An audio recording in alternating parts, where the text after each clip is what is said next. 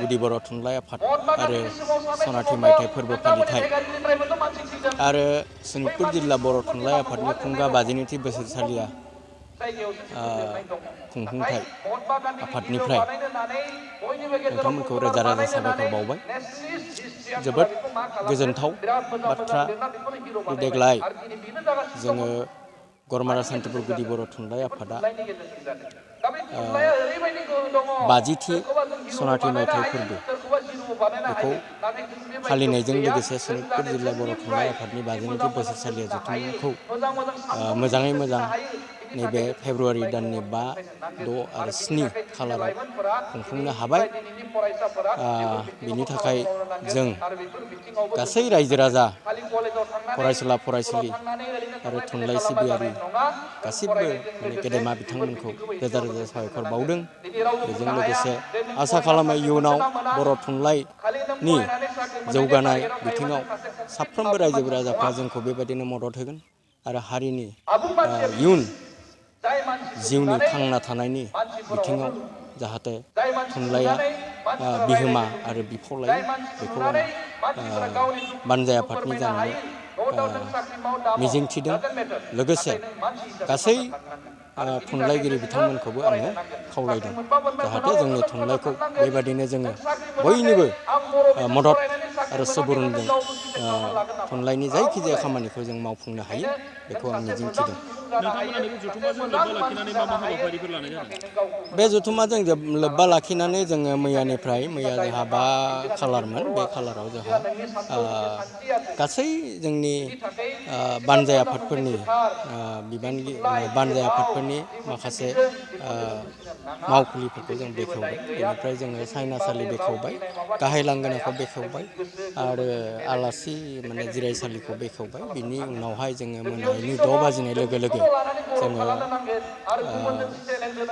गुदि बर' थुनलाइ आफादनि थान्दै मेलखौ जुथुमदों। बे थान्दै मेलाव जोङो माखासे हाबाफारि लादों आरो माखासे थांखि आजावनाय जादों। बे थांखिफोरखौ जोङो जिल्ला आफादनिफ्राय दैथायहरगोन जाहाथे जों बे थांखिफोरखौ दैथायहरनो हायो। आरो बेनिफ्राय दिनै जोंहा 6 खालार, बे 6 खालाराव जोंहा फुंनि हाबाफारि बायदियै जोङो फिरफिला बिरहोनाय हाबाफारि दंमोन। बे हाबाफारियाव जोङो बर' थुनलाइ आफादनि फिरफिलाखौ बिरहोनायजों लोगोसे 50थि आबुं गायसनथाइ सान सनाथि मायथाइ फोरबोनि मुङै जों 50 खान फिरफिला जोङो बिरहोदों। बे फिरफिला बिरहोनायनि उनावनो जोङो मुंख्लं खाम्फा जोंहा मोनसे गायसननाय जादों। बे मुंख्लं खाम्फाखौ जोङो बेखेवबाय। बेखेवनाय हाबाफारियाव जोङो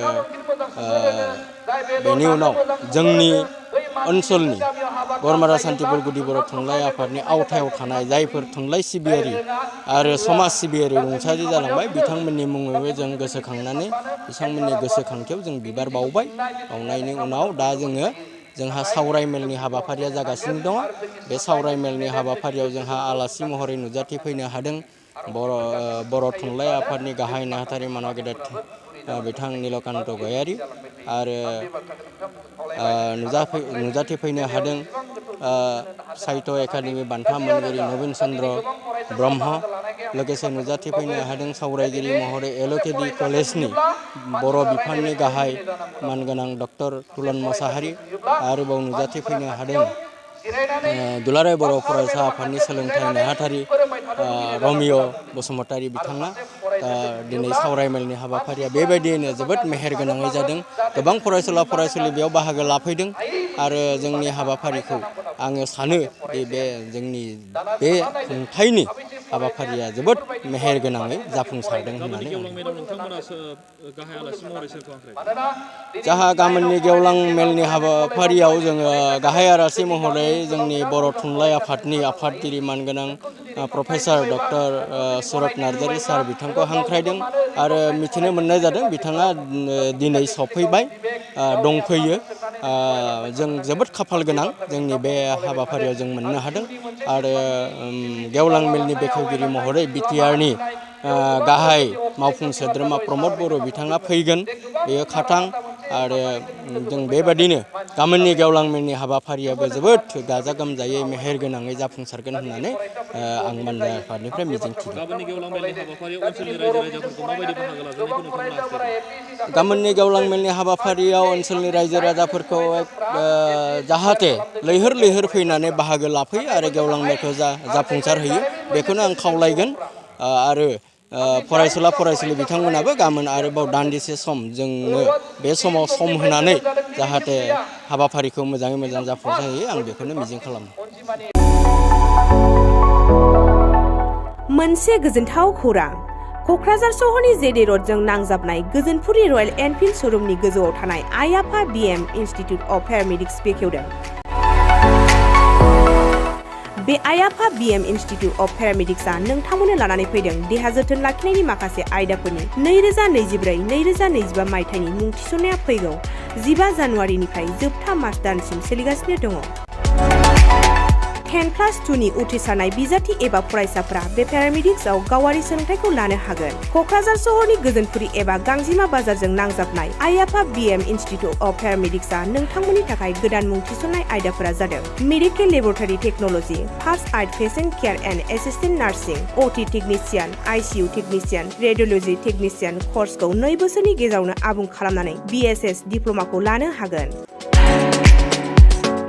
लोगोसे गासैबो डिप्ल'माखौ लानायनि उनाव सोरखारि साख्रि मोननायनि सुबिदाबो दङ। जुदि नोंथांमोनहा बेफोर कर्सनि थाखाय गोदानै मुं थिसननो गोसो दङब्ला आइ आफा बिएम इनस्टिट्युट अफ पेरामेडिक्सनि नैबे जानबुं नम्बर 9395899391 एबा 8638391746 आव थोंजों सुलाद लाहरनो हागोन।